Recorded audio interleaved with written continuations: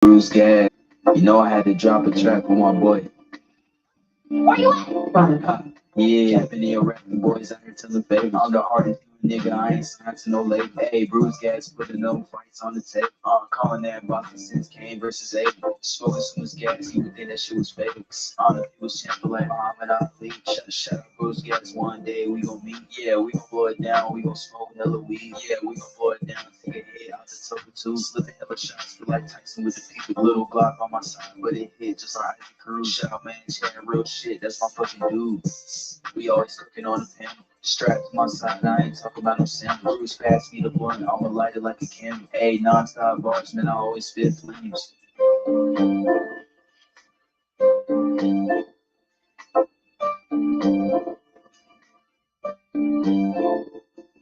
Feel like Bruce Gas always got a different strain. Bitch, you ain't like me, you can never feel my pain. You win and you lose, well, this a fight game. Don't beef on the net and the shit won't change. Said that on the stream, gotta do it for the game. Said that on the stream, gotta do it for the chat. I ain't undisputed. Yeah, hold on, I ain't undisputed, but I want all the straps.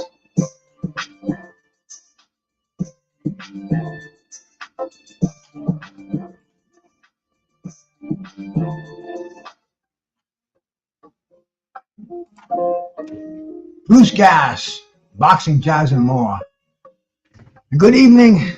Very, very impromptu live that I popped up here, man. I was watching my friend George Jakovic, and he was interviewing John the Iceman Scully, and it was a premiere. You know how you pre-record the shows and you put them on anyway. I'm watching that, and so much is happening in boxing today. I mean, in general, things are always happening in boxing, but the crazy press conference with Eddie Hearns and Frank Warren, it was nuts. I don't know if you guys saw that. The fighters had the masks on. It looked like the Lucha Libradors. It was like a WWE event, man. It was crazy. It was crazy, and they announced the fighters. But anyway. Let me slow down a bit. I set this thing up in 2 minutes because George called me about 15 minutes ago, and he said, "You didn't send me the link," because I just kind of sent him a text, and I said, "Hey George, you wanna talk some boxing?" And he's so George is a busy guy, so he says, "Yeah, I'm out with the in-laws, but if I get home in time," and George, like I said, George is a busy guy, so I don't hold him to a show like this, but he texted me back and he said, "I didn't get a link," because it was just something that came through my head and blew it off, because I'll come on here and I'll talk boxing when the spirit moves me. And today of all days, today is the anniversary of the war. Marvin Hagler and Thomas Hearns, the freaking one of the greatest boxing matches of all time. Let me shout out who came in here first, man. Relax a little bit. See, I got this nice little product that I've been playing with, man. They're called diamonds, and I've had this for about a week too. These suckers last a long time. They're a very good value. Let me see if I can show them to you without spilling them, because they're not as they are like a nice little treat there, and you put them in the dab dish and you fire up the torch, and it's like the crack of weed. It is something special. I'm gonna do a hit here. Wait for my buddy George to come in. Maybe George was just teasing me. I told him about 10 o'clock I'd go on, but I said, "Hey, fuck it, man. Time is money. Money is time. It's 10 o'clock in 10 minutes. Let me just fire up the live. Go on now. And now that I'm here, fire up the freaking toka. Fire up the tool. Do a couple of hits. It's called Peanut Butter Gelato. Peanut butter gelato. It's 91% THC. Isn't that something special? Let me get a hit on this so I can shout all you cats out. It only takes one hit on this stuff, man. Believe me, this is like one hit of this is like taking 5 hits on a joint, on a blunt.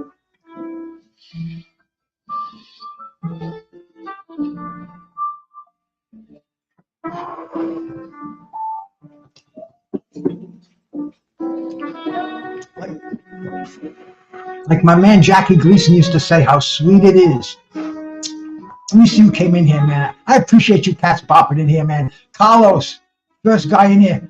the drunk Irishman, Carlos. Carlos won my first, he won the first trivia contest that I had.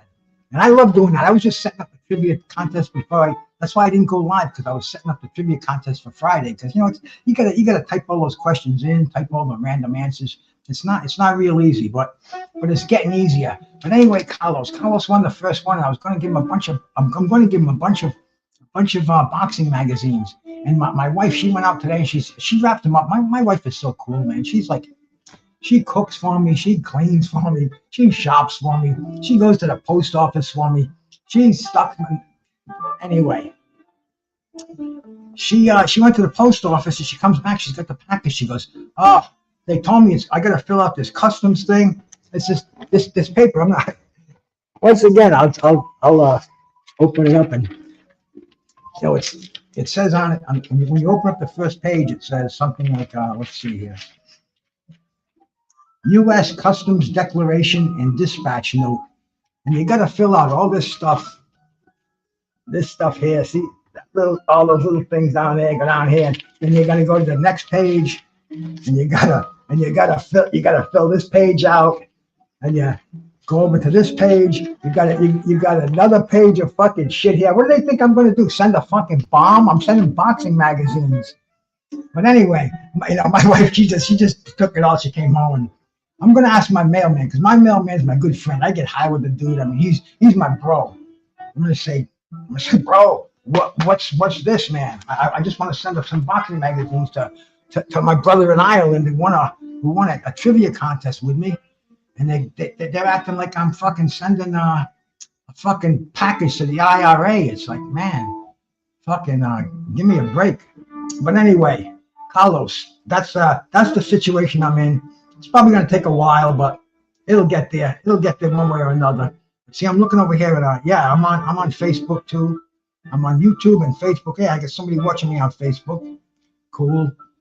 Okay. What was I saying until before this hit of the diamond drifts, the peanut butter gelato hit in? In fact, it tasted so good. I think I'll do another one. Well, I have my roll call here. And wait for my buddy George to come and talk to me, because I don't want to spill all my stuff that I saw today, and then George come in and we repeat the whole thing again. So we wait a minute or two. George is right around the corner, I'm sure. He's a veteran at this. And that's another thing I'm finding out too, man. Hey, did you guys catch Razor Ruddock when he stopped in the other night, man? Razor Ruddock and Tim Witherspoon on the same show. They were on there for about. Oh, Tim was on there all night with me. Tim was on there for fucking 4.5 hours, but Razor Ruddock came on for about 40 minutes or so, a half hour.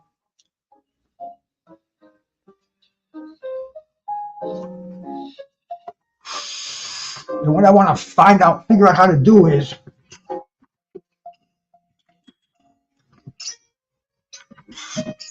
excuse me, you fat.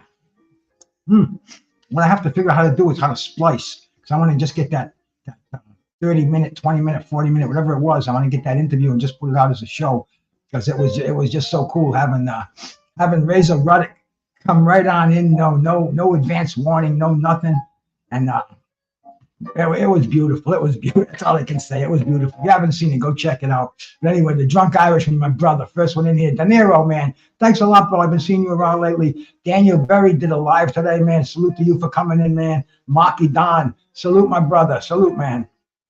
The coolest dude on the internet. See, I got to start using this little thing here to highlight all my comments that come in. The drunk Irishman, De Niro, what's shaking OG.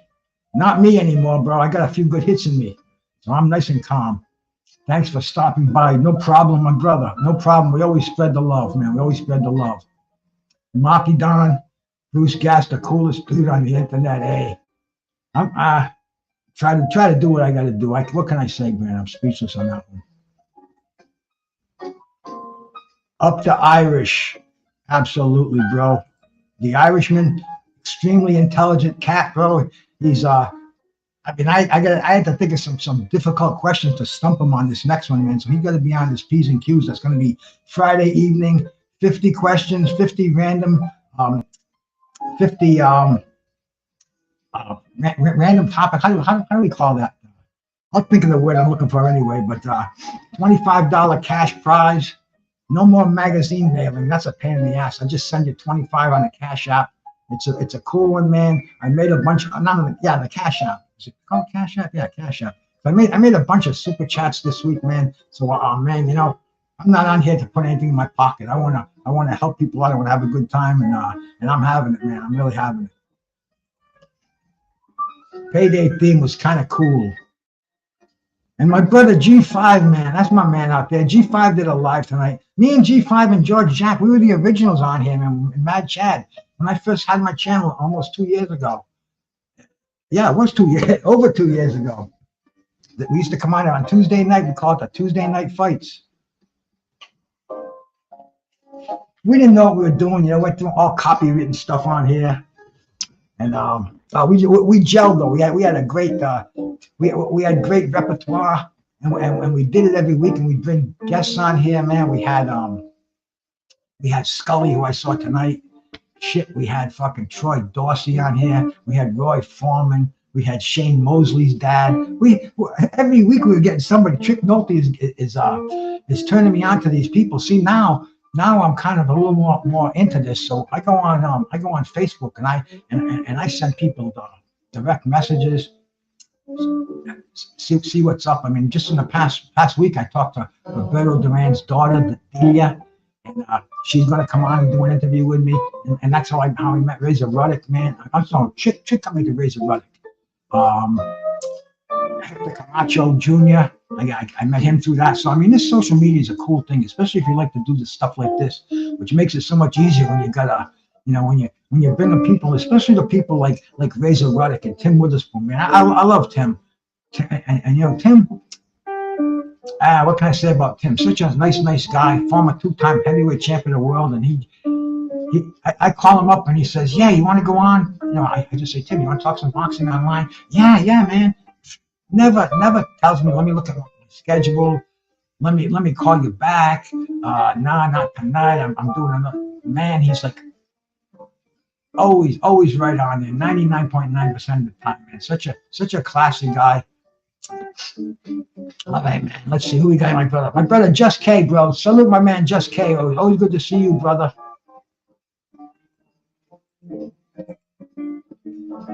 We finally found Wilder, huh? Yeah, Wilder, and that's crazy, man. All the distasteful remarks that we heard coming out from Wilder, from Wilder supporters fanatically, Eddie Hearn, the devil. I mean, that was just terrible stuff. And what happens, when it comes right down to it, the best fights are being made out of Saudi Arabia.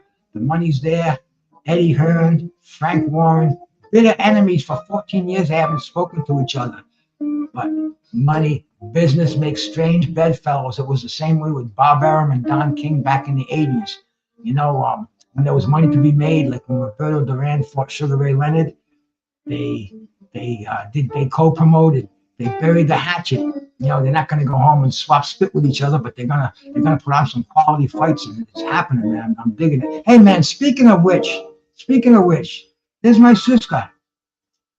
Salute, Mary Aldana. How you doing, man? 5 like. All right. Salute from the Philippines. Peace, my sister. Scott, my man. What's up, my brother? What's up with you, bro? Bruce ain't no Unabomber. You know that, but they might think I am, man. There's my man, Step MMA. Salute, my bro. Thank you for coming by, man. The Drunk Irishman, Razor Ruddock, YouTube. Yes, yeah, man. If you, hey, we gotta go check that out. I can't do it in the middle of a show, but absolutely. If you're doing taking anything out of my lives, man, you do it my blessing. I appreciate it. And the Drunk Irishman is a very talented guy out there, man. You can't make a slip up on here. I mean, you slip a snot out of your nose, you fucking you do something, fucking make a slip, and bango. You don't want to show your face on here. You show it for 1 second, and the Irishman will catch it, and that's it, man. He'll make you famous. So be careful around the Drunk Irishman, but he knows what he's doing out there. So if he wants to include me and Ruddick and Witherspoon in that little thing we were in, I even wrote the time. What time it was down? It was from 38 minutes to 56 minutes and 47 seconds. You can make a little video out of that, my bro. You'll be doing a favor for humanity. My man Josh, 86 Boxing. Shout out to you, bro. The historian out there, man. Josh knows his shit, bro. I mean, he likes to go back into the days of Jess Willard, and he likes to go back into the bare knuckles, back to the Marcus Queensberry rules, man. I mean, it's like I'm a student. I go listen to this cat, and he talks to the guys that I respect, like the boxing librarians, scrapbook boxing. I mean, you know, they get when those three guys get together and they do a show. I don't fuck around. I just go on there and I start sucking up the information. You know, that's going to be a great card. But see, is the Beterbiev and Bivol fight on that same card? Because that's on June 1st too, isn't it? If I'm not mistaken. Tell me if I'm wrong, man. I might be, but if I'm right, what an undercard we're going to have on that? It can't be on the same card. But isn't the Beterbiev and Bivol on the 1st of June too? I'm gonna have to go look and see. Let me see.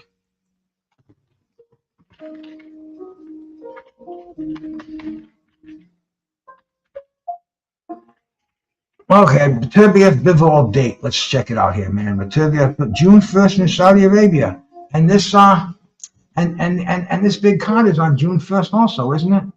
Let's see. When is the 5 VS 5 boxing?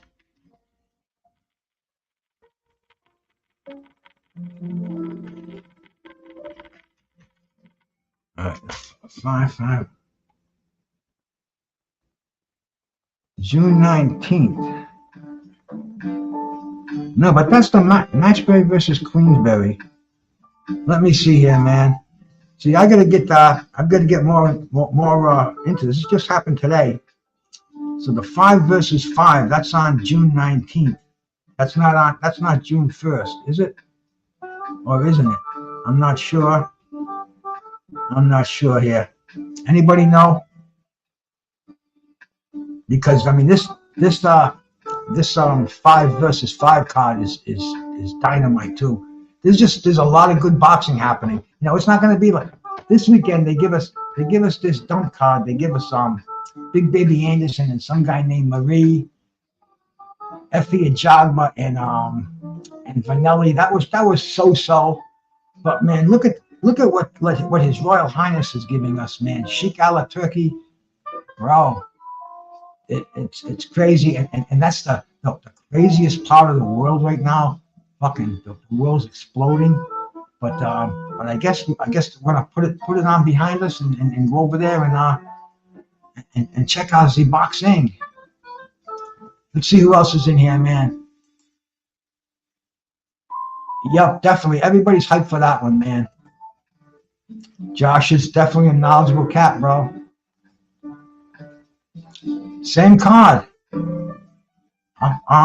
Same card. Wow.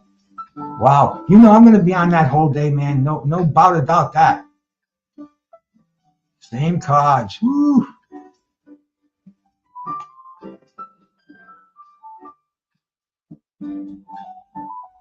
The Phantom, bro. Salute, man. I'm checking your live out today, bro. Having those wide open panels on there, you know. Crazy stuff. Somebody's got to do it, man. Somebody's got to do it. I think Mad Chad had enough after doing it for, what did he do it for? 2 months? A couple of them. It was like fucking, he was doing it in September, I think. Crazy bastards. Rascal out, my brother. Salute, man. Salute to the West Coast. And shout out to the Bud Files. Good to see you in here, my friends. Cheers, Rascalat. A couple of drinks together, smash the glasses.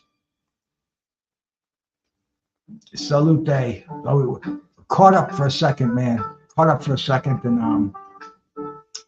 like I stated earlier, this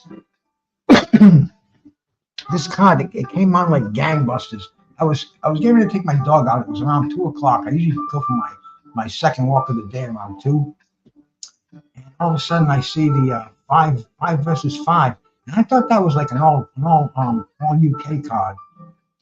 See, 'cause originally I read the five versus five was a all UK in-house card. But then I'm looking at this and I'm seeing all these dudes sitting there with masks on. I mean, masks like wrestlers, and you could tell Zhili Zhang was there. You could tell Wilder was there. The other guys I wasn't quite so sure about. Then freaking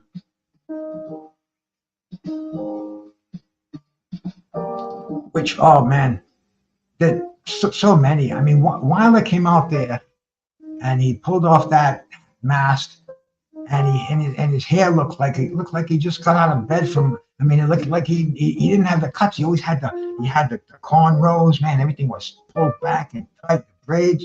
This was just sloppy.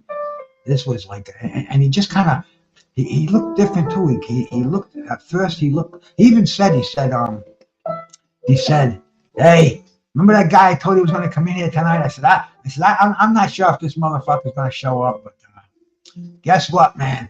My long lost son over here, my brother, ladies and gentlemen, George Jakovic. My man, Bruce, I'm late. I apologize. I couldn't miss out on this opportunity on April 15th. What's the matter? You filling out your income taxes and you getting bad news from the accountant or what? No, man, no. Listen. Bruce, on April 15th, I don't think taxes. I think Hagler versus Hearns. That's what I think. Oh man, absolutely! I can remember it like it was yesterday. Yeah. I remember what I was drinking. I remember what I was smoking. I remember the Brown University closed circuit TV arena that I snuck out of a bar that was trying to get it on this big satellite dish, and the bartenders behind there. Shit! There must have been 100 people in a place that holds about 50, and I'm like, I'm not gonna wait for this. I'm gonna go see this fight. I went to Brown University. I paid, I think it was 19 and change, because Brown, they give money to certain groups and this and that. And man, I sat there by myself and it was great. It was like 3 rounds of one of the greatest fights that I had the pleasure of seeing in my crazy boxing career, my brother. I think I was 85. I was 14 or 15, so I didn't see it live. I was in high school, and it was closed circuit, and it was during the week. So I didn't see it, but I was listening to the radio because they would give updates. And I was a big Hagler guy. You know that. So, hearing it on the radio, but then finally seeing it on HBO, it was everything, man. Like that fight back then, it was everything. The ferocity that those two superstars brought, you rarely saw. And they did it, and it's still 39 years later, Bruce, and we're still talking about it.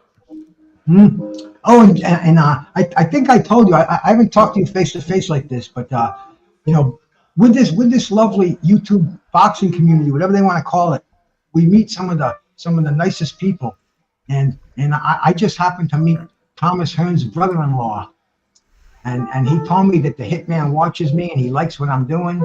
That's amazing. And he asked me for my address. He sent me 2 personally autographed pictures of the Hitman. One is hanging over my shoulder there. He sent me a hoodie with Hearns on the front of it and a T-shirt. And I mean, it's like, does that make you feel good? I mean, no, George, I know you rub elbows with the greatest in boxing, but I'm just a little peon over here. When I get to have somebody like Thomas the Hitman Hearns recognize me and send me memorabilia like that, it's like, ooh, I'm still not off that cloud, bro. I don't blame you. And like with Tommy Hearns, I was talking to John Scully about this. You think about Hagler Hearns, there was 2 people involved. It wasn't just Hagler. It was Hearns that made it a great fight. And the fact that he broke his hand in the first round and never complained, he never went to the newspapers and said, the only reason I lost is because I broke my right hand. He never used that as an excuse. What an incredible just fighter, man, athlete, Tommy Hearns. He deserves to be remembered as much as Hagler. It was two people that did this. It was Hagler and Hearns. That's why we still talk about it. Talking to Daryl, I've talked to him on the phone several times, and I'm asking him geeky questions, and he's just about the Hagler Hearns fight, and the obviously the broken hand. But he also told me that the hitman had a fever leading up to the fight the week before. He had a fever. It was going up to the 100 degree mark. But the show must go on. He knew how important it was, how big it was. Coming off the Duran victory, and I mean, the whole world was watching the fight. But man, I'll tell you, 39 years ago today. It's crazy, and like you hear all the stories, like in Legendary Nights, the HBO show on the fight. Emmanuel Stewart talked about how in the locker room he walked in, I don't know, an hour or two before, and Tommy Hearns was getting a massage on his legs, and that's the last thing you want to do. So all the things Hearns had against him, and as you could see, his legs were going in that first round, and he broke his hand in that first round.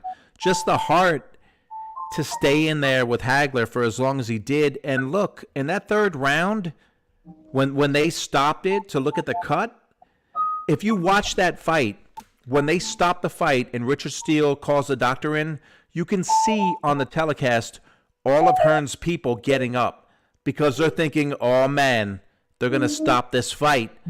And they didn't, and then Hagler knocked him out. But it takes two. It takes two to make a great fight. Well, the ringside physician, Donald Romeo, he was as much a boxing fan as he was a doctor. And he didn't want to stop the fight, but he didn't want damage to be done, permanent damage to be done. But he let that fight go on, and he told Hagler one more round. Yep. And Marvin Hagler just and that was it. There was nobody. I don't care if it was Larry Holmes. Nobody's going to beat Marvin Hagler once it was one more round, and he knew how severe that cut was, man. But what a great fight, and what an awesome memory. These anniversaries. And let me shout out to everybody that came in the meantime, because man, this is Bruce Gass and George Jakovic. Too bad this isn't a Tuesday night. It would be almost like a reunion, because we used to do Tuesday night thing. We did them a couple of months. We had some good times up here, man. And I saw Caesar G stop in here, man. Salute to my brother Caesar G. My man Lance Mayer, salute, bro. Salute, my man. And Mark came in too, bro. Thank you, cats, for coming in here, man. George, and today I was watching your show today, man. Another day to look at, kind of bittersweet, man. We're looking at Arturo Gotti, his birthday. Yeah. Yeah, he would have been 52 today, and it's such a sad story, but he's obviously remembered more for his fights and just legendary fights. He had legendary Rocky-like fights. Rocky was a movie. Rocky wasn't real. You want to see something real, put in an Arturo Gotti fight. That's real. That wasn't written. It wasn't shot and directed. It was real. Arturo Gotti was he was beloved, man, and for good reason. But man, you're so right. There's nothing better, and I watched the fight so many times, but anybody out there, you might have heard about it, and you might have even watched it, but go watch it again. Go watch Gotti and Ward, round number 9. I mean, man, you want to see a Rocky movie with two human beings, and even Lampley, he's telling the referee to stop the fight. Stop the fight. You can stop it. Frank Cappuccino was the ref. You can stop it any time, Frank. You can stop it any time. But not even just Ward, Ruelas. I mean, there's so many. Ivan Robinson. Even that he lost. Robinson. There's so many Arturo Gotti moments that are just the realest of real drama that you can't make up, and it wasn't a movie. It was real. It was real, Bruce. Unbelievable. Yeah, 52 years old, gone too soon. Listen, just like Hagler Hagler was 66, I believe, when he passed. Gone too soon. Bruce, I've talked to you about this before, that he was one of the posters on my wall with Sugar Ray Leonard. When you're a kid, you take that into your adulthood. Marvin Hagler, to me, was a superhero. He was a superhero, and those guys don't die. They don't die. And when Hagler died, I felt it. I never met the man, but he's gone too soon. But Bruce, he's still remembered, because we're talking about a fight that happened almost 40 years ago, and we're talking about it like it was yesterday. Yeah, that's the reality of death. It's funny. The older you get, the older I get. It's an inevitable thing, and I see it all around me. And it's almost like my phone rings and I see a name from somebody that I hung around with 10 years ago. I'm like, who's next? Who are they going to tell me? But see when I look at it, man, we gotta live our lives. And I personally, especially lately, man, I'm a clean eater. I was a bodybuilder. I was a nutritional technician. And that's what I did for my livelihood for the last 30 years.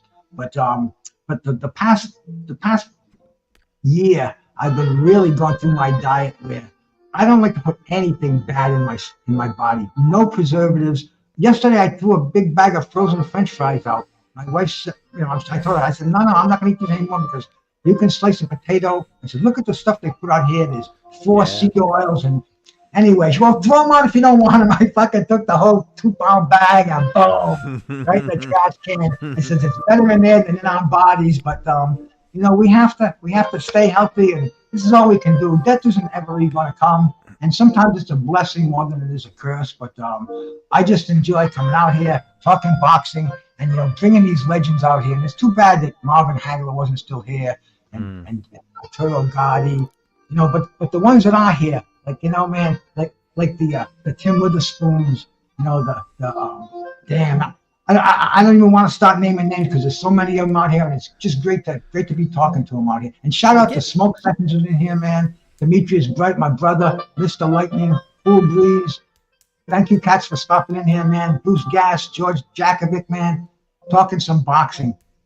Yeah, you and I and a lot of people, we love boxing, period. We love boxing today. There's nothing wrong with celebrating the past, because it's a beautiful past, and it should not be forgotten. People should, when April 15th comes around, you should think Hagler Hearns. That's what you should think of. And it's not saying, oh, things were so much better back then. It's simply celebrating the beautiful history of this sport, and that's what you do, and I appreciate that. Hey, it's a pleasure to be able to do it, man. It really is. But let's get to the present over here. What did you think of what went on today? Did you see that 5 versus 5 press conference at 2:00 today? You know what? Mask on? I saw a little bit of it. Now, you tell me if I'm wrong. Beterbiev and Bivol is going to be on ESPN for free, but the 5 fights before it's going to be a DAZN pay-per-view, right? George, I wasn't even sure that they were both going to be on June 1st. I'm saying, aren't they going to make one on the 19th? Maybe that was a mistake. I saw the 1, they didn't put the 9 in there. They're going to have both of these cards on the same day. Hey, bro, that's monumental. They're not going to overlap them. I know that for sure. No, it's all the same card, but part of it is going to be a DAZN pay-per-view, and I'm sure you get the Beterbiev fight on that. But then, if you don't want to watch those 5 fights, you can watch Beterbiev and Bivol on ESPN. Like, George, who are you talking to? You're talking to the king of stream over here, bro. I watch everything on my computer. I get it. But come on, why does boxing have to make it? I get you, Bruce. I get it. But what they're going to do is they're going to make it difficult. Why? It's not going to be difficult for me, brother. I'm going to probably turn it on at 11 o'clock on a Saturday afternoon and watch it all the way until midnight or 6 o'clock rather on Saturday evening. and it's just going to be great. They're going to have the heavyweights, the light heavyweights. Oh, listen, Wilder Zhang. First of all, Deontay Wilder. Everything we said after that Parker fight was true. He was doing the ayahuasca. He had no hunger. He had no fire. Suddenly, the hunger and fire is back. We'll see. He even said, I don't know if I'm washed up or not. We'll see when I fight this big guy. I want to see it. I want to see that fight. I want to see that undercard. But I want to see that main event. To me, it's like a blessing that the undercard is so good. But that main event, it didn't matter to me who was on the undercard. I'm watching that main event. So, Every single, the trash fight on there would be Craig Richards and Willie Hutchison. And Right. that from a UK level, that's a big UK level fight. yeah. Yep. That would be a main event on Matchbook. That's good.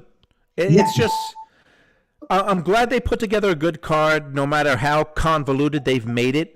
Like you said, people can just stream it now for free if you so choose. And I kind of think, I almost think that's what the Sheik Alaturki might be telling the world of boxing.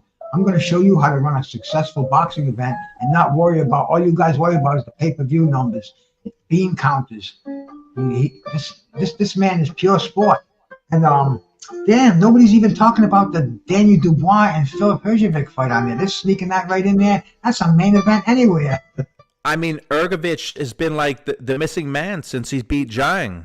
He became the number one contender, mandated, and he's been like MIA. I know he fought in December against a low-level opponent, but it just shows you boxing. It is what it is, man. Hrgovic is not a big name. He's not an American. He's not popular.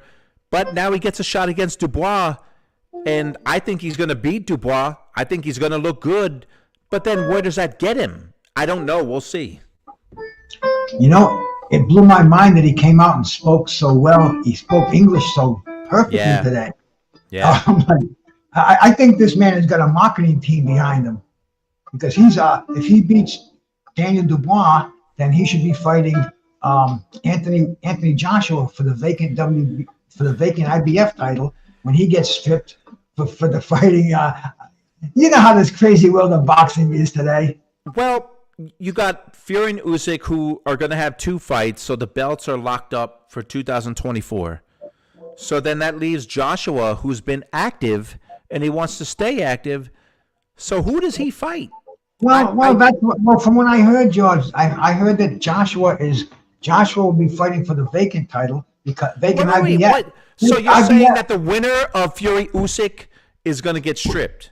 Will be stripped of the IBF, yes. Because IBF doesn't allow immediate rematches. There's some stipulation in there where they've already pretty much have penciled in. So we're gonna have an undisputed champ for days, maybe weeks, until he gets stripped. It's not unprecedented. Look at right. No, you're right. All right. So now, what's the word? Joshua would fight the winner of Hrgovic and Dubois. Yeah, and that's an appetizing little fight there too. It is. I mean, if I'm Joshua's people, you want to keep him active, because he and Joseph Parker have been the most active heavyweights, and you see how well they're doing. So you want to keep that going. So why not? As boxing fans, we cannot lose. Just keep them coming. Yeah. Although I felt like kind of a loser Saturday night when I was falling. I was falling asleep watching the Jared Anderson fight and Murray. I was falling asleep. I fell asleep. I think from like the 5th to the 8th round, I fell asleep, and when I woke up, it was like every round was a rerun. I kind of had to force myself to watch the whole fight, and as soon as it was over, I'm like, man, why did they force this down our throats, especially having it at midnight? You know something. You're right, and something that the Amazon and I don't think you and I talked about it. The Amazon pay-per-view was very entertaining, and what I liked the most about it, they kept the fights moving, and that main event was in the ring before 11 p.m. Eastern Standard Time. I appreciated that. You're right. We're watching ESPN, and that fight is like midnight. It's so late, and it's such an awful fight. But, it is what it is, I guess. Well, the thing about boxing today is that back in the old days, they'd have these fights, and they just have them in club shows. They'd have them in armories, whatever. Now, all these fights are being fighters just don't mix it up like they used to. They're only fighting periodically, and they're all being shown on some kind of a medium. So we get to watch this. If we want to watch boxing on Saturday night, and we definitely want to watch Jared Anderson. Of course. Of course. I want to see what he's going to do now. But this fight was just a trash fight. I think he went backward instead of forward on this fight. And Murphy obviously was looking to survive. That's what he was doing. But I'll say this about Anderson. What is he? 24, right? He's 24. I believe. Man, his level of maturity.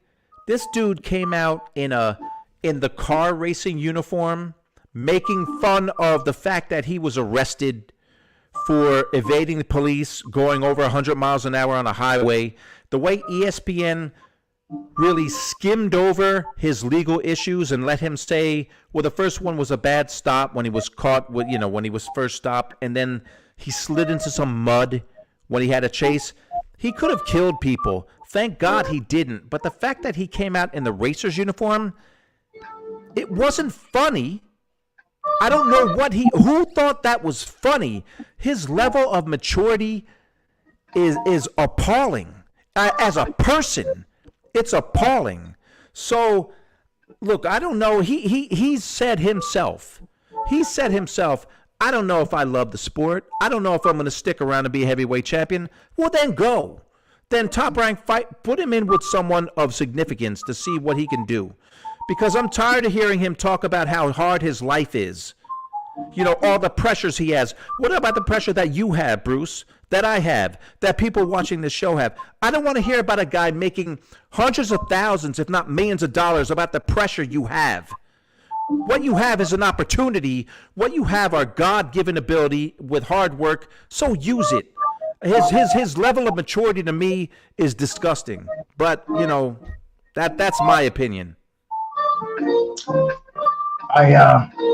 said it all, George. The man has got the opportunity of the world at his fingertips, and it's a case of maturity. Yeah.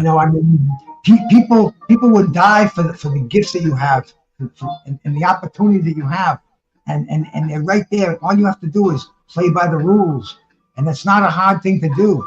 I've never been a guy to conform with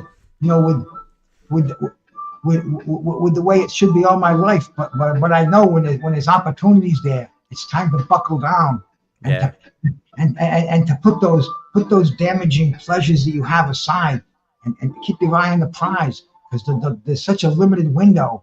And 24, like you said earlier, Marvin Hagler was 32 when he fought Thomas Hearns. Yep. When he fought Leonard, and we thought that was old. Right. These fighters are just getting in their prime at 32. And let me shout out to Shoeshine Boxing, who came in here, and I saw Mazik in here. Mazik, I salute my brother. Thank you for coming by.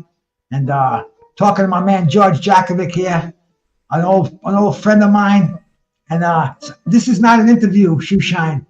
I don't interview George. George doesn't interview me. We just talk. We're talking, and we're fortunate enough to have a half a dozen people come in here and listening to us and participating with us. And boxing's our thing, man. And hey, Friday night, George, what's going to happen? Saturday night, brother, what's going to happen? What's going to happen is Ryan Garcia is not fit to be in a ring. Ryan Garcia is going to get dominated, and then he's going to come up with excuses. I'm tired of Ryan Garcia. He's another guy who is he is crying to people saying, "I've made $100 million, man. Imagine the pressures on me." No, I don't want to. I imagine the opportunity that you're given. You quit against Tank Davis. He quit, and I'm not saying he quit. Fighters say he quit. He quit in his biggest fight. He's getting another opportunity to win a championship. That first fight wasn't a title shot. This is a title fight. And the way he went off the rails against Haney, it's disgusting. Some people are saying he's trolling, that he's faking all of this. If he's doing that, he should be locked up. I don't think he's fit to fight. I think he's got scumbags around him.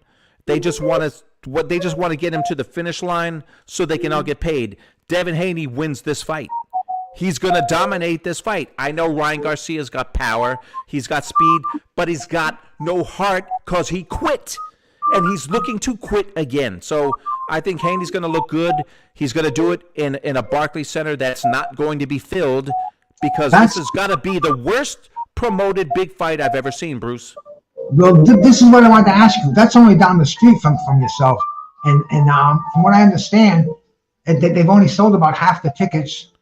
And they're counting on a real brisk walk-up business. Is this the kind of arena where they're going to do a lot of walk-by traffic? Stopping in, man. I don't know, but you're so right about Ryan Garcia.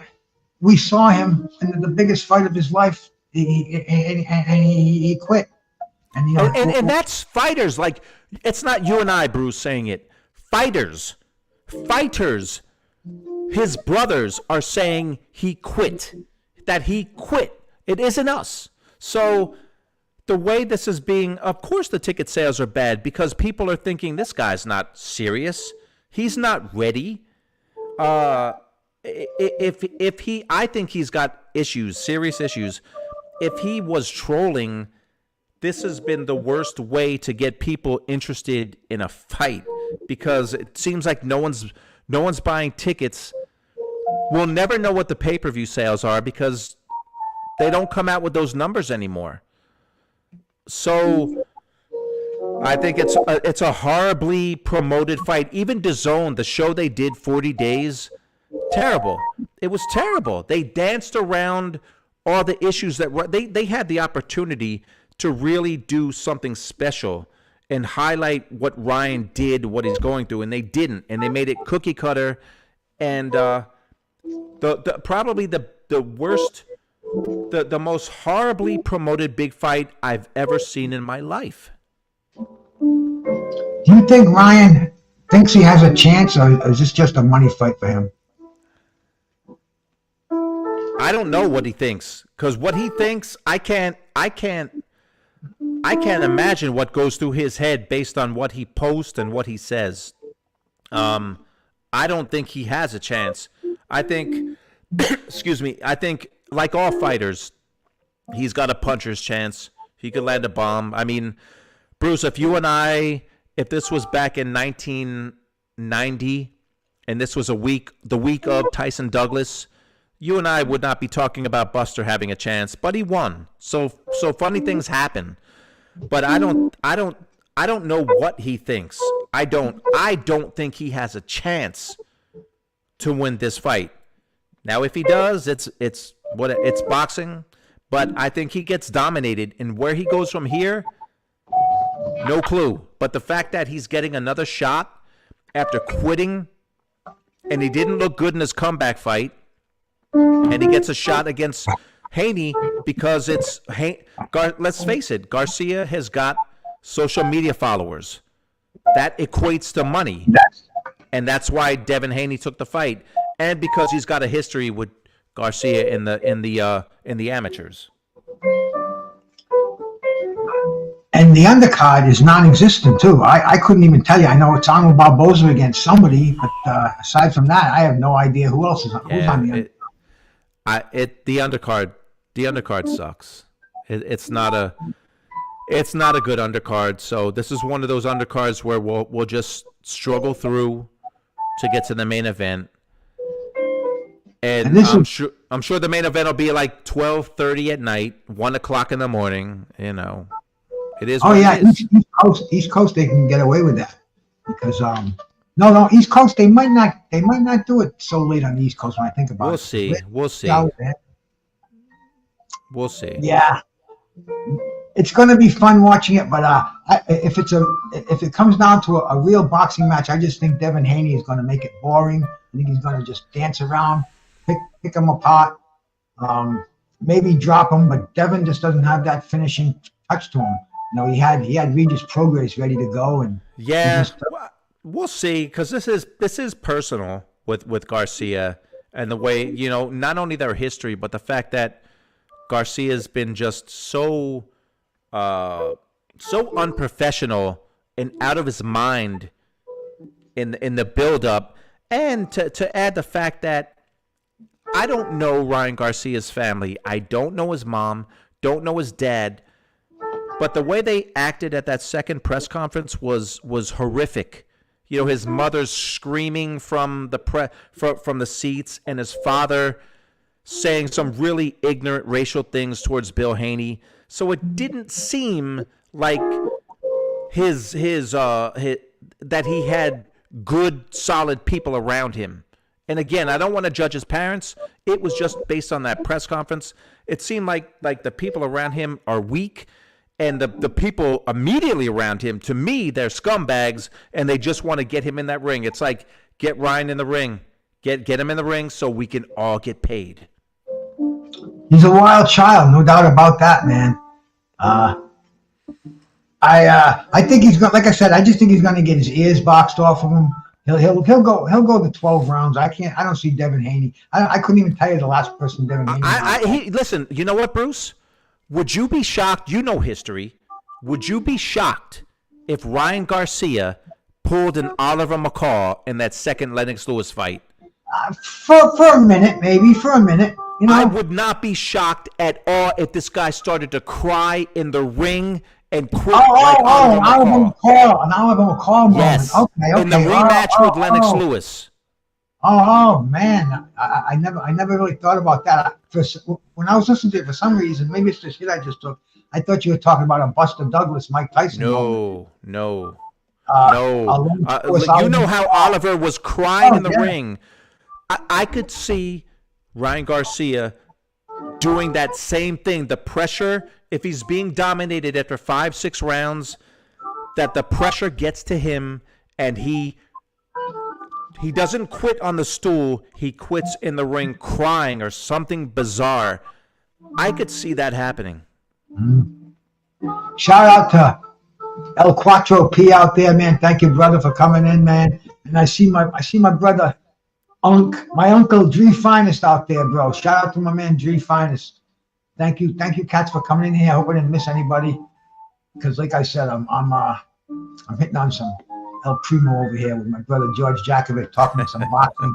And I'll tell you, I can't wait for everything with boxing. So it seems like we're being avalanched right now, and I'm loving it. It's just coming down from all angles. Today, that announcement for June 1st, it's right around the corner. Yeah.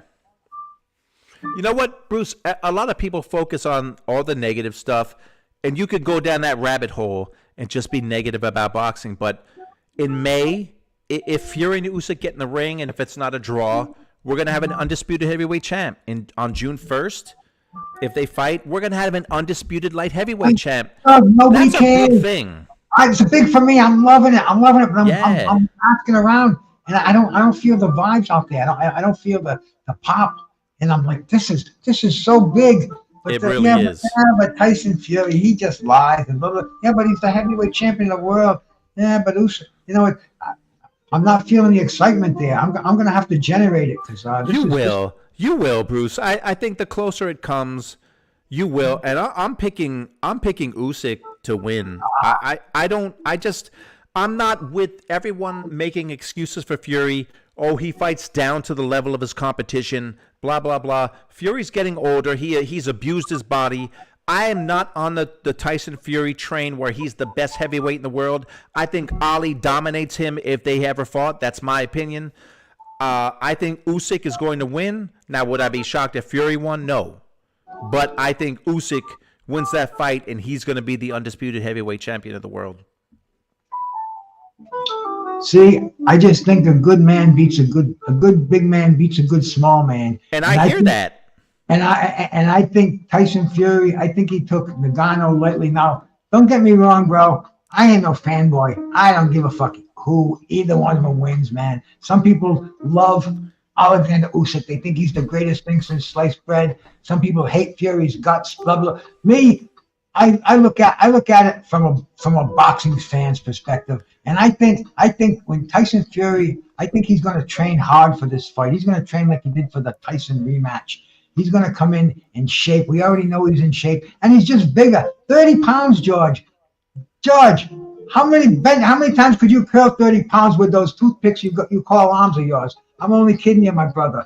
30 pounds is a lot of weight. Listen, I get it. I get it. But look at, for all the people who are riding Tyson Fury's jock, look at his resume. Go on BoxRec. Look who he's fought. Who's he fought? No, you're right. Who's he fought? He doesn't have a long reign where he's defended 20 times. He's got points of inactivity. He's fought Deontay Wilder. Okay. Who else has he fought? He fought an old Klitschko. Who else has he fought? No. Well, who has Usyk fought at heavyweight? You know what he did? He beat Joshua twice, and Joshua, I think, is better than Klitschko was at that age. He's better than Wilder. I think Joshua is better than anyone Fury's fought at heavyweight. That's just my opinion. He didn't dominate Joshua. But he beat him twice. Well, he dominated that first fight, Bruce. He dominated that first fight. 5 times. But it was never definitive, and people always want. Look what 86 Boxing says. Fury is not an all-time great heavyweight, and I agree with that. I don't think he is either, bro. But I think Usyk is either. Good enough and big enough to beat Usyk. That's all, bro. I would not invalidate your opinion, because I get why you feel that. I just feel that Fury's overhyped. And Fury's older. He's showing signs of slippage, and Usyk's going to beat him. I want Usyk to win. Fury could win. I don't think he will. I think he will. I could care less either way as a fucking fanboy, because I don't ride with either one of these fighters. I don't ride with any fighters today, man. My guys are the guys who need Bengay to get out of bed in the morning, man. You know, they got to put their fucking orthopedic shorts on so they can stand up straight. I mean, dude, it's a different generation. But Usyk and Fury, I hope Usyk wins, because if it comes down to which one I like the best, I got to pick Usyk. You know, Fury, like you said, he's always telling us what he's going to do. He thinks he runs boxing. He treats us like fucking scum. You know, he doesn't give us the fights we want. But who does these days? What he just acts like a diva more than the other ones do, and he gets away with more than they do. Yeah. I mean, you and I have the same. I think we're on the same page with the fact that we know there are great fighters today. There are some fighters today that could fight in any era, but the problem today is these guys don't fight each other the way they used to. Bruce, I've been saying we're going to be halfway through 2024. I just want one of the guys, Matias, Lopez, Haney, Shakur. Any of those guys at 140, Pitbull, I just want make any fight, one of those guys to fight each other. I don't think it's going to happen this year, and that's the difference between this era and the era that you and I talk about. Yeah, it's such a shame. But see, I'm having faith in Saudi Arabia. I got a feeling that they're going to try their best to reform boxing by putting. See, right now they're doing it with the heavyweights, and they're bringing on the featherweight fight, which is going to be great with Nick Ball, and Raymond Ford. Ford came from nowhere. He's a knockout, and Ball arguably should have won the title in his last fight. So this is top-notch featherweight action. And if they can keep it going, I think we're going to see 140 pounds straightened out, because everybody wants to see those fights being made. Everybody wants to see Teofimo Lopez. They want to see Lopez too. I mean, Lopez has a fight coming up nobody wants to see. Oh, that I can't believe that. Nobody.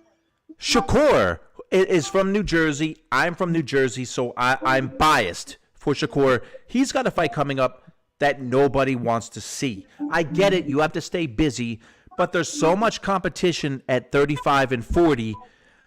I was listening to, I forget what I was listening to, but someone said, they were talking about these fighters at 35 and 40. They said, look, I want to have matchups where we're arguing about who's going to win.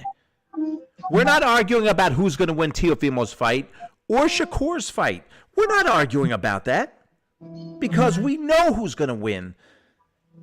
Just fight. There's too many talented fighters. There's too many good matchups. And my fear is we're going to get through the whole year and none of those fights is going to be made at 140 that we want to see. But we'll see. Well, I mean, I hope I'm what's wrong. going to happen, George, this is going to be a learning lesson because they're going to realize that you can't give us garbage fights when Sheik Turkey Allah Sheik is going to give us the fights that we want to see. And he's going to give us a dessert. He's going to give us an appetizer. He's going to give us a main course. And then you think we're going to settle for this fights like we had on Saturday night, or even the Haney and Ryan card? If that flops, they're going to learn because it's going to hit them in the pocket. We ain't buying, and they're going to have to figure out a way to get the best they have in their stable to fight each other. Simple as that.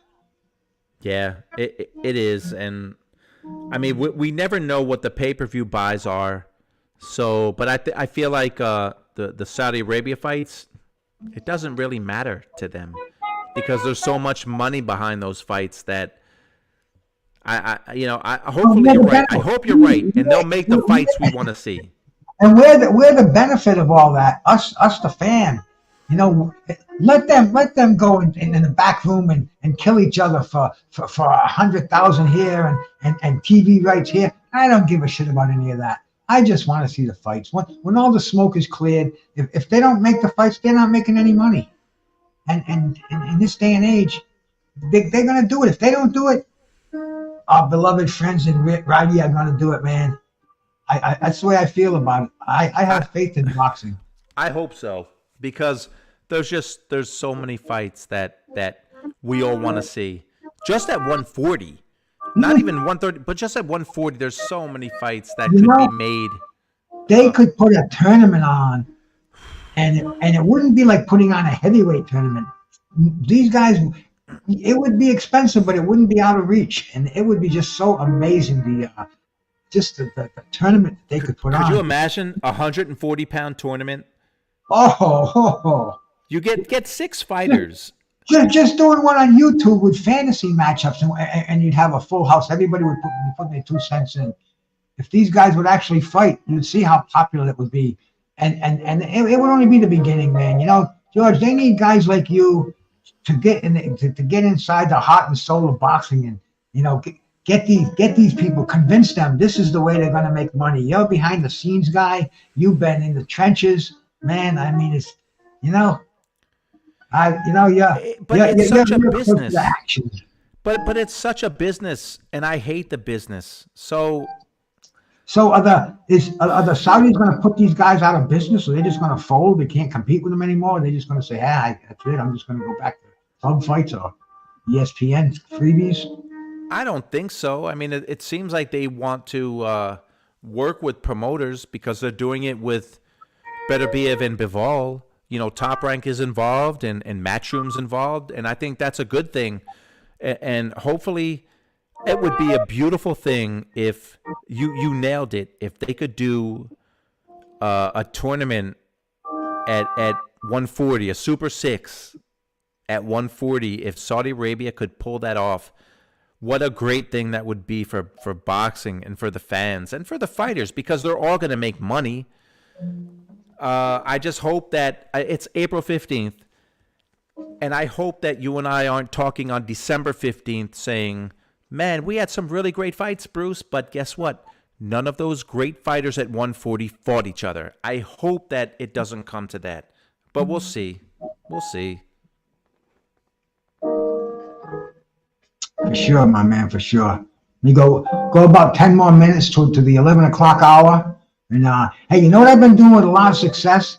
I've been running a boxing trivia contest on Friday nights. I had Oh, nice. I had two of them so far, and it's like the stuff we're talking about. We Yeah. just kind of bring up something that the average Joe Schmo wouldn't know. Like oh God, on the spot I couldn't think of one, but I sit here and I'll put 50 of them together, and I'll give them a $25 cash app, whoever wins it, and it's just so worth it, man. You can feel the excitement in the crowd, and there's a computer program that I found, so it's not like I got to do it on pencil and paper. It's quite random choice answers, 1 to 4, and like you put in there, for instance, what town was Muhammad Ali from? Like the answer would be A, Louisville, but then you could have Las Vegas, Cincinnati, and Miami, and it calculates whoever hits the button the fastest gets first place. You got to get the right answer, and you got to hit the button the fastest. Oh, And that's cool.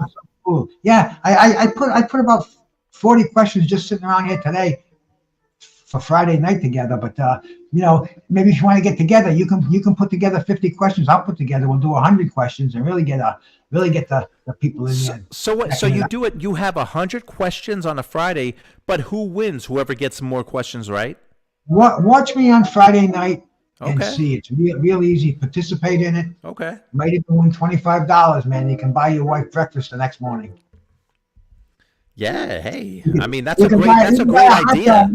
You can buy a hot dog when you go to Yankee Stadium. That's true. Well, yeah. Maybe. That's a great How about idea, that? though, Bruce. Oh yeah, and it went over big. This will be my third time. The first time was cool. The second time was even better, and this time we'll see. Because I'm getting like 300-400 views when I do it live, and that's pretty cool. And it's a That's lot of awesome, fun.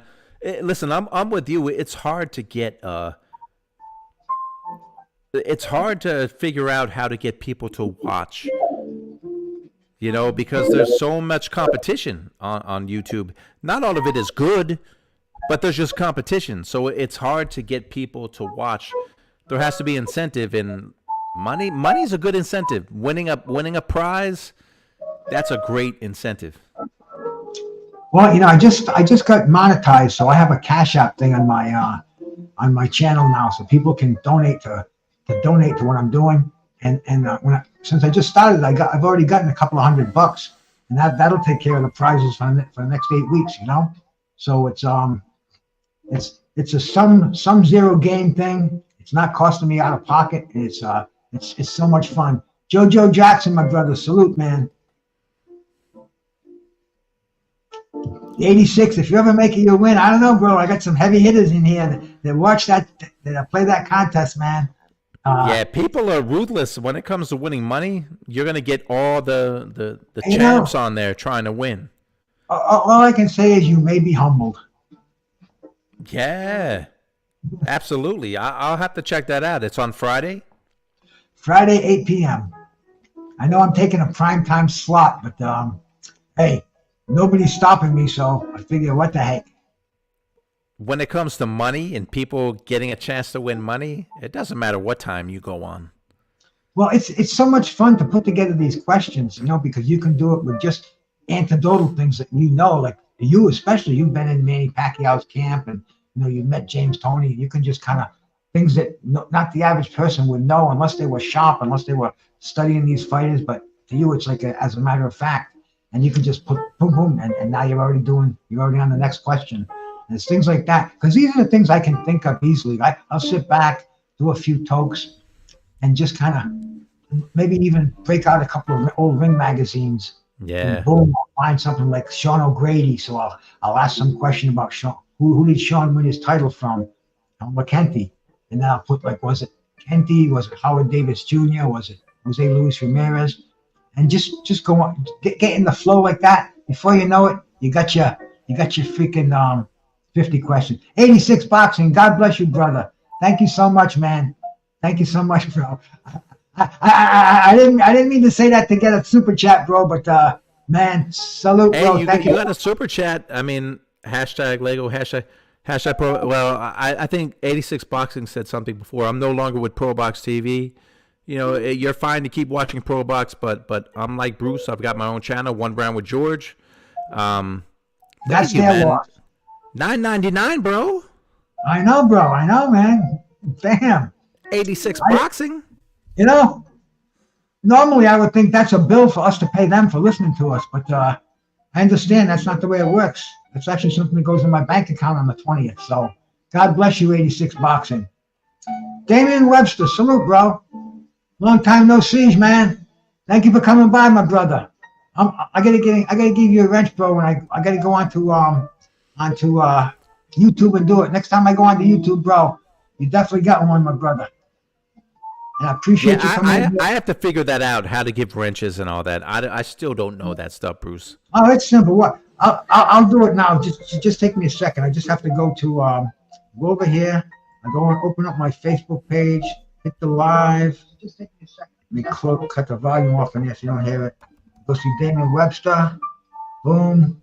Add as moderator. Boom, boom, boom, boom. And now Damian Webster has a blue suit, so he's protected from all these trolls that might want to time him out. And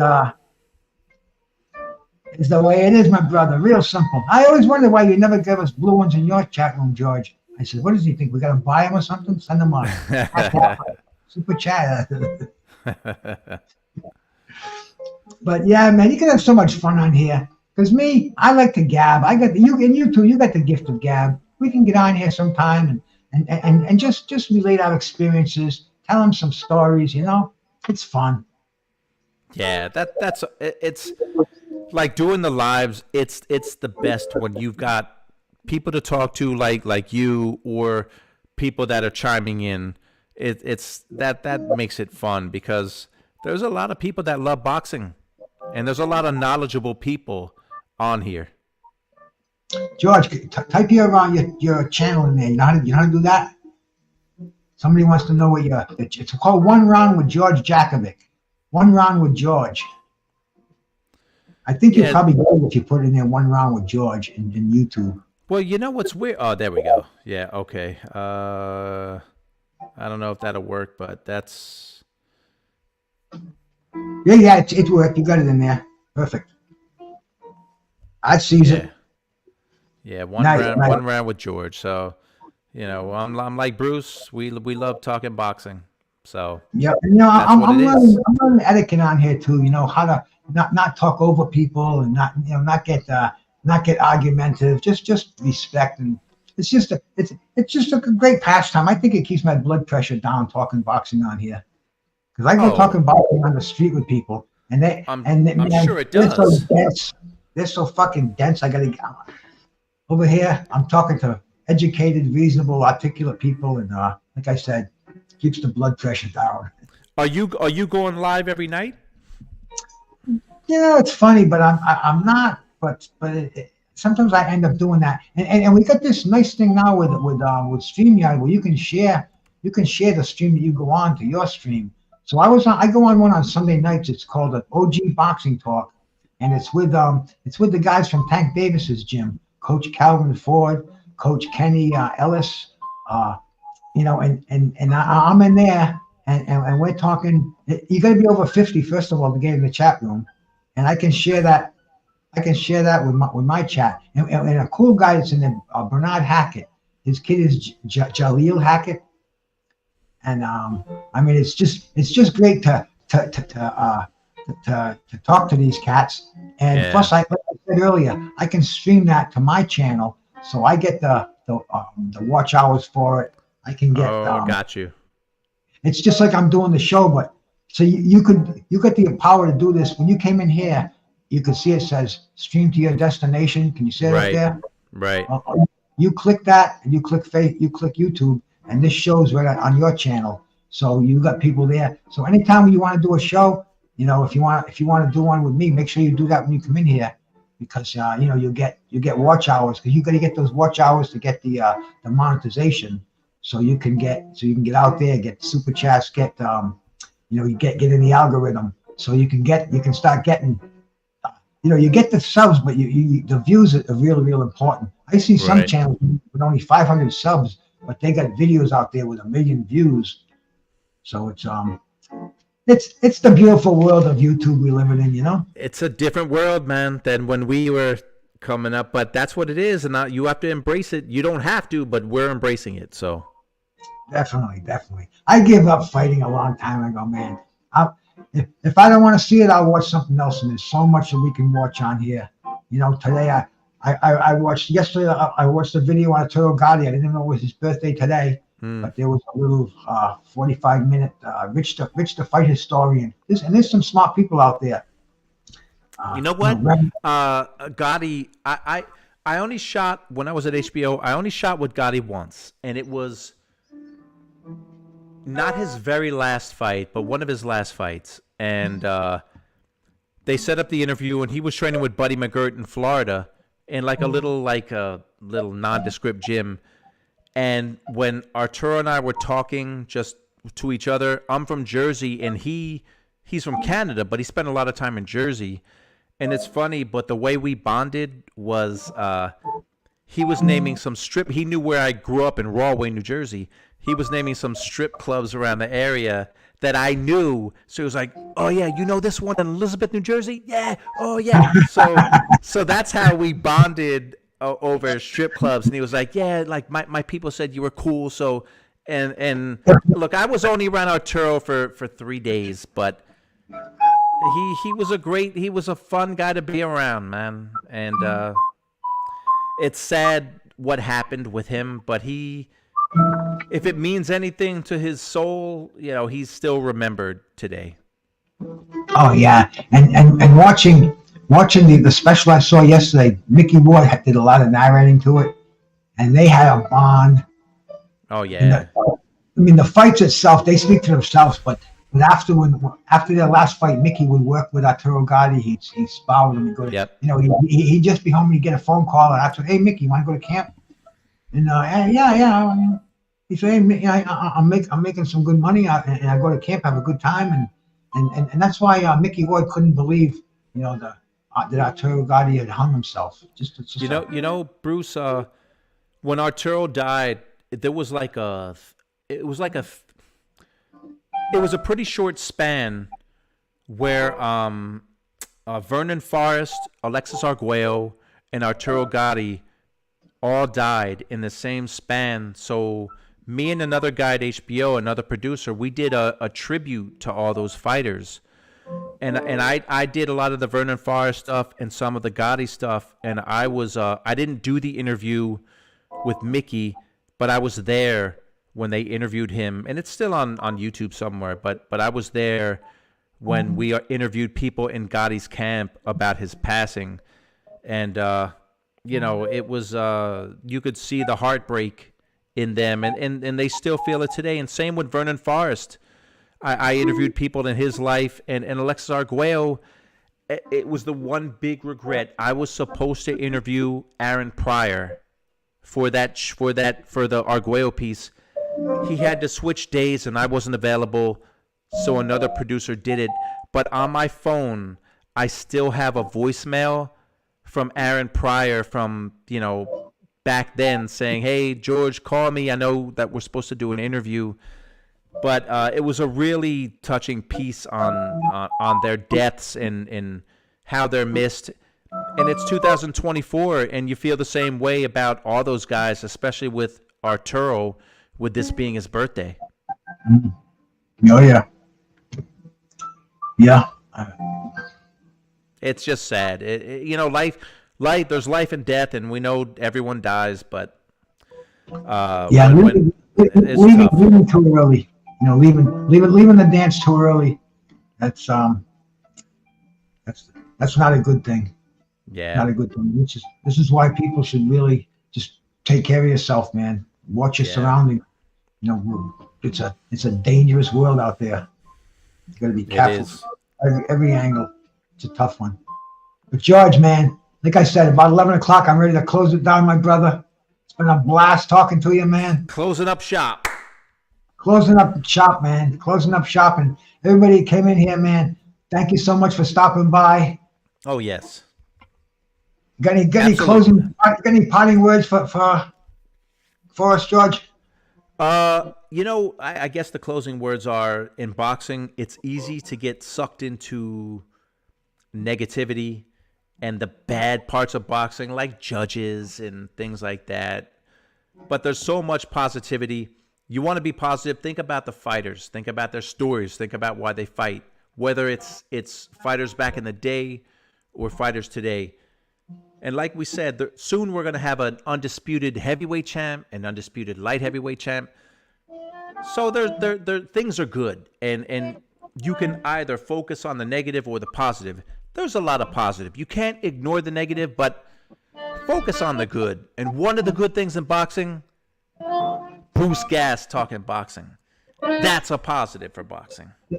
So that's what I end with. Damn. What can I say? George is my man, bro. I mean, George is my man. You know, stay off the hard stuff. Keep one hot, one love, bro. One love. Love is greater than hate, and love boxing. Oh man, I'm out of here. Peace out.